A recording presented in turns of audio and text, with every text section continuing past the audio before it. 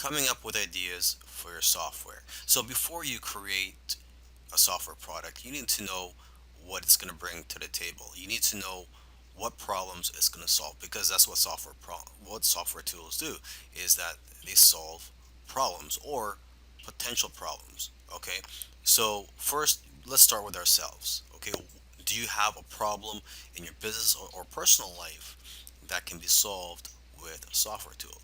Because let's face it, if you have a problem, I'm pretty sure there's going to be other people out there with similar problems as you. Okay, so your problem is not unique to yourself. You must also know your target audience that you plan to sell your software to. So basically, it comes down to two things. Okay, consumers have a particular problem that needs to be solved, and two, they are looking for something that will make their life easier.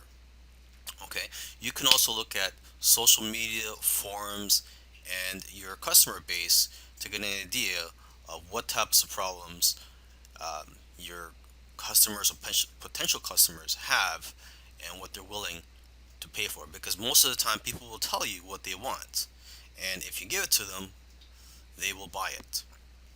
Okay, and oftentimes it's simply a matter of taking something that already exists and making it better or expanding on the current software. So you got to ask yourself what software out there has room for improvement.